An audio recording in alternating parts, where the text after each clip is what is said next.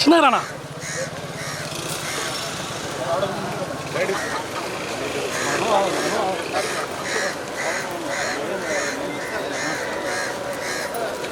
చాలే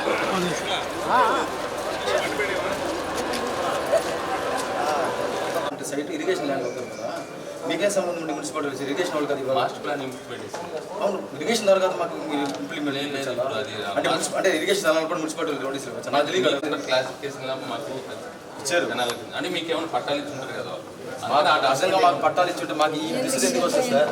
మేము అందుకే ఈయనింగ్ అసలు పట్టాలు ఇచ్చుకుంటే మేము మీ కాడికి ఎందుకు వస్తాం? ఫస్ట్ ఈయనింగ్ కండక్ట్ చేసిన తర్వాత యాక్షన్ తీసుకుంటామని మేము దాన్ని సార్ అట్లా నిన్న మన వాళ్ళు మున్సిపల్ ఆఫీస్ నుంచి నోటీస్ ఇచ్చారు, దాదాపు 70 మెంబర్స్ నోటీస్ ఇచ్చారు. ఈ రిసిప్ట్ అందుకున్నటువంటి 7 days లోపల ఇక్కడ దాదాపు నేను కొంటున్న 40 years ముందు నుంచి కూడా తాతల్లో సో అదే చెప్తాను అక్కడి నుంచి ఉంటున్నారు.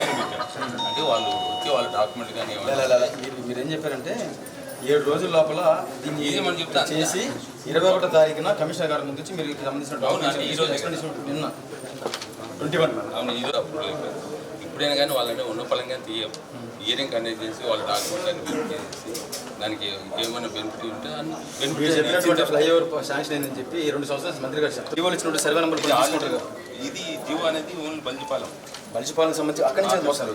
అంటే ఇది మాస్టర్ ఇది ఆల్రెడీ పాత ఓల్డ్ అంటే 8 feet లేదు సార్, అది 60 అడుగుల రోడ్డు ఉంది. మీరు దాన్ని 80 చేస్తే అయితే లేదు సార్, పరిశీలించుకొని పంపిస్తాను. దాని సర్వే నెంబర్ దీనికి దానికి ఇప్పుడు వదిలేండి సార్. మా అక్కడ 100 బిడ్స్ కూడా శాంక్షన్ అయింది సార్. ఇదే నా మాట దానికి అనుగుణంగానే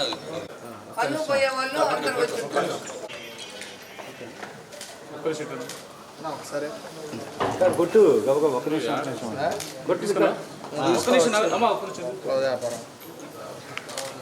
ప్రతివాడు చెప్పేవాడు డైరెక్షన్ సార్.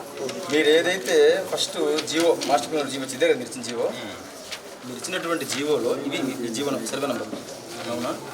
ఈ సర్వే నెంబర్కి సంబంధించి ఈ సర్వే ఓకే అన్న. అందరికీ నమస్కారం.